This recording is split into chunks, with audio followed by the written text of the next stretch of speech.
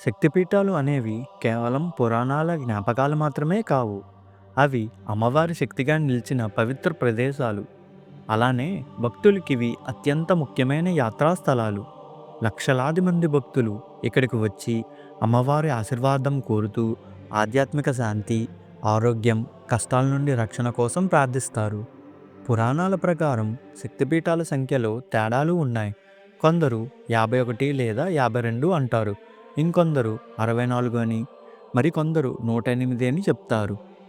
హిందూ వేద సాంప్రదాయాలలో 108 సంఖ్యకు విశేష ప్రాముఖ్యత ఉంది. ఇది 12 రాసులు, 9 గ్రహాలుగా సూచిస్తుంది, లేదా 27 నక్షత్రాలు, 4 దిశలుగా సూచిస్తుంది. ఇవి గణిత ఖగోళ శాస్త్రం సంబంధం కలిగి ఉంటుంది. అందుకే 108 శక్తిపీఠాలు అనేవి కేవలం స్థలాల సంఖ్యే కాదు. ఇది అమ్మవారి శక్తి విశ్వమంతటా వ్యాప్తి చెందిందని సూచించే పవిత్ర సంఖ్య. ఈ శక్తిపీఠాల నిర్మాణంలో కూడా వైవిధ్యం కనిపిస్తుంది. ఉదాహరణకు శ్రీశైలం దేవాలయం ద్రవిడ శైలిలో నిర్మించబడింది. ఇక బెంగాల్ ప్రాంతంలో ఉన్న కొన్ని ఆలయాలు అచ్చల శైలిలో కనిపిస్తాయి.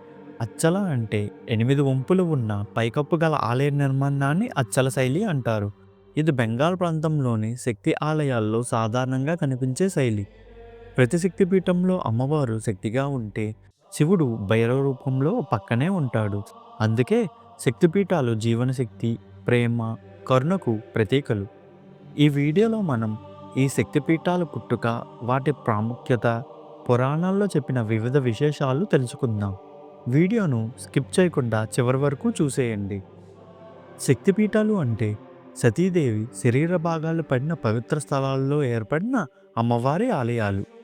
దక్షయజ్ఞంలో శివుడికి జరిగిన అవమానం తట్టుకోలేక సతీదేవి తన ప్రాణాలను అగ్నికి అర్పించింది. శక్తిపీఠాల ఆరంభానికి కారణమైంది. అసలు సతీదేవి అంటే ఎవరు? శక్తిపీఠాలు ఏర్పడడానికి ఎలా కారణమైంది? ఈ కథకు సంబంధించి మొదటి భాగం వీడియో లింక్ కింద డిస్క్రిప్షన్లో ఉంది. వెళ్ళి వెంటనే చూసేయండి. ఈ శక్తిపీఠాలు మన ఆధునిక ప్రపంచంలో భారతదేశం, బంగ్లాదేశ్, నేపాల్, శ్రీలంక, పాకిస్తాన్లో విస్తరించి ఉన్నాయి. ప్రత్యేకంగా తూర్పు భారతదేశంలో ఎక్కువగా కనుగొనవచ్చు. శక్తి ఉపాసకులు ఈ శక్తిపీఠాలను దర్శిస్తే ముక్తి లభిస్తుందని నమ్మకం. ప్రతి శక్తిపీఠానికి ఒక ప్రత్యేక పురాణ కథ ఉంది. కొన్ని శక్తిపీఠాలు జ్యోతిర్లింగాలతో మిళితమై ఉన్నాయి. అందుకే శక్తిపీఠాల యాత్ర అంటే శక్తిని, శివుణ్ణి ఏకరూపంగా దర్శించడం. ఈ 108 శక్తిపీఠాల్లో ఆది శంకరాచార్యులు చెప్పిన 18 శక్తిపీఠాలు ప్రత్యేకమైనవి. వాటిని అష్టాదశ మహాశక్తిపీఠాలని కూడా అంటారు. ఆది శంకరాచార్యులు ఈ 18 శక్తి క్షేత్రాలను దర్శించి అక్కడ శ్రీచక్రాన్ని ప్రతిష్ఠించారని నమ్మకం. వీటిలో 4 శక్తిపీఠాలు మన రాష్ట్రంలోనే ఉన్నాయి. అవి శ్రీశైలం భ్రమరాంబికాదేవి, అలంపురం జోగులాంబ, పిఠాపురం పురోహితి మరియు దాక్షారామం మాణిక్యాంబ. మిగిలిన వాటిలో 12 దేశంలో వివిధ రాష్ట్రాల్లో ఉండగా వాటిలో ఒకటి శ్రీలంకలోను, రెండవది కాశ్మీర్లోనూ ఉంది. ఈ 18 శక్తిపీఠాల్లో 3 గయా క్షేత్రాల్లో ఉన్నాయి. గయా శిరోగయ, పిఠాపురం పాదగయ, జాజ్పూర్ నాభిగయ. 2 జ్యోతిర్లింగ క్షేత్రాలు ఉండడం మరో విశేషం. అవి శ్రీశైలం, ఉజ్జయిని. శాంకరీదేవి ఆలయం శ్రీలంకలో. ఈ మందిరం ఎక్కడ ఉందో స్పష్టమైన ఆధారాలు లేవు. మునులు, ఋషులు లెక్క ప్రకారం ఈ క్షేత్రం శ్రీలంకలో కాదు, భూమధ్య రేఖకు 0 డిగ్రీల వద్ద ఒకప్పుడు ఉండేదట. కానీ ఒక వివరణ ప్రకారం ఇది శ్రీలంక తూర్పు తీరంలో ట్రిన్కోమలీలోని ఒక కొండపై ఉండే శిథిల ఆలయాన్నే శాంకరీదేవి కొలువై ఉన్నట్టుగా భావిస్తున్నారు. 17వ శతాబ్దంలో పోర్చుగీస్ వారు ఫిరంగుల వల్ల మందిరం నాశనమైందంటారు. ప్రస్తుతం అక్కడ ఒక స్తంభం మాత్రమే ఉంటుంది. దగ్గరలో త్రికోణేశ్వర స్వామిగా పిలువబడే శివుని మందిరం కూడా ఉంది. మాధవేశ్వరీదేవి ఆలయం ఉత్తరప్రదేశ్లో ప్రయోగ త్రివేణి సంగమం దగ్గర ఉన్న ఈ పీఠంలో అమ్మవారిని అలోపీదేవిగా కూడా పిలుస్తారు. వైష్ణవిదేవి ఆలయం అనేది జమ్మూ కాశ్మీర్లో కాత్రా దగ్గర ఉంది. అక్కడ అమ్మవారిని 3 రాతి పిండాలు రూపంలో పూజిస్తారు. మంగళ గౌరీ దేవాలయం బీహార్లోని గయా నగరంలో ఉన్న ఈ పీఠం పాట్నా నుండి 74 కిలోమీటర్ల దూరంలో ఉంది. విశాలాక్షి దేవి ఆలయం ఉత్తరప్రదేశ్లో వారణాసిలో ఉన్న ఈ శక్తిపీఠంలో అమ్మవారు కాశీ విశాలాక్షిగా పూజింపబడుతుంది. సరస్వతీదేవి ఆలయం జమ్మూ కాశ్మీర్లో ఉన్న ఈ పీఠంలో అమ్మవారిని కీర్ భవానీ లేదా క్షీర భవానీగా పూజింపబడుతుంది. భ్రమరాంబికాదేవి ఆలయం ఆంధ్రప్రదేశ్లోని శ్రీశైలంలో ఉన్న ఈ పీఠం కృష్ణానది తీరంలో ఉంది. ఇక్కడ అమ్మవారు మల్లికార్జున స్వామి సమేతంగా భ్రమరాంబికగా పూజింపబడుతున్నారు. శ్రీశైలం 12 జ్యోతిర్లింగాల్లో ఒకటి కూడా. మహాలక్ష్మీదేవి ఆలయం మహారాష్ట్రలోని కొల్లాపూర్లో ఉన్న ఈ పీఠంలో అమ్మవారి విగ్రహం మనుషులతో చెక్కబడి ఉంది.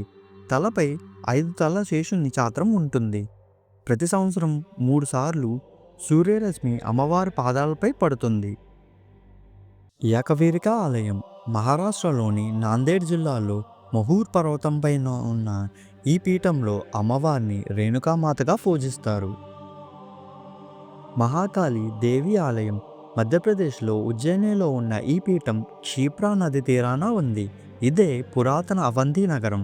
మహాకవి కాళిదాసుకు విద్య ప్రసాదించిన దేవి మహాకాళి. పురీహికాదేవి ఆలయం ఆంధ్రప్రదేశ్లోని పిఠాపురంలో ఉన్న ఈ పీఠం కుకుటేశ్వర ఆలయం నుంచి కేవలం 1 కిలోమీటర్ దూరంలోనే ఉంటుంది. కాకినాడ సోమర్లకోట నుండి 20 కిలోమీటర్ల దూరంలో ఉంటుంది. గిరిజాదేవి ఆలయం ఒడిశాలో జాజ్పూర్ దగ్గర వైతర్ని నదీ తీరాన ఉన్న ఈ పీఠం జాజ్పూర్ నుండి 20 కిలోమీటర్ల దూరంలో ఉంది. మాణిక్యాంబదేవి ఆలయం ఆంధ్రప్రదేశ్లో ద్రాక్షారామంలో ఉన్న ఈ పీఠం కాకినాడ నుంచి 20 కిలోమీటర్ల దూరంలో ఉంది. కామాఖ్యాదేవి ఆలయం అస్సాంలో గౌహటి దగ్గర హరిక్షేత్రంలో ఉన్న ఈ పీఠం బ్రహ్మపుత్ర నదీ తీరాన ఉంది. ఇక్కడ ప్రతి సంవత్సరం ఆషాఢ మాసంలో అంబావాచి ఉత్సవాలు జరుగుతుంది. కామాక్షిదేవి ఆలయం తమిళనాడులో కాంచీపురంలో ఉన్న కామాక్షి అమ్మవారి ఆలయం చెన్నైకి కేవలం 70 కిలోమీటర్ల దూరంలో ఉంది.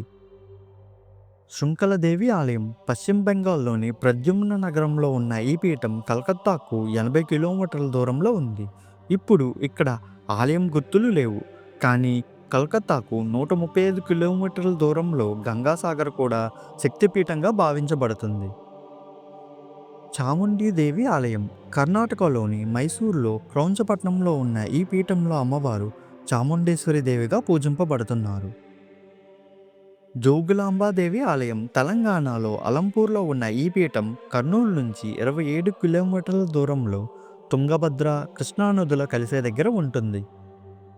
ఇవే అష్టాదశ మహాశక్తిపీఠాల ఆలయాలు. ప్రతి శక్తిపీఠం వెనుక ఒక ప్రత్యేక చరిత్ర ఉంది. వాటి ప్రాముఖ్యత, పురాణాల్లో చెప్పిన విశేషాలు ఎంతో ఆసక్తికరంగా ఉంటాయి. ఇవన్నీ మనం వచ్చే వీడియోలో తెలుసుకుందాం. నెక్స్ట్ వీడియో మిస్ కాకండి. ఈ వీడియో మీకు నచ్చినట్లయితే లైక్ చేయండి. మీ అభిప్రాయాన్ని కామెంట్స్లో తెలియజేయండి. ఇంకా మరిన్ని పవిత్ర పురాణ కథల కోసం మా ఛానల్ని వెంటనే సబ్స్క్రైబ్ చేసుకోండి.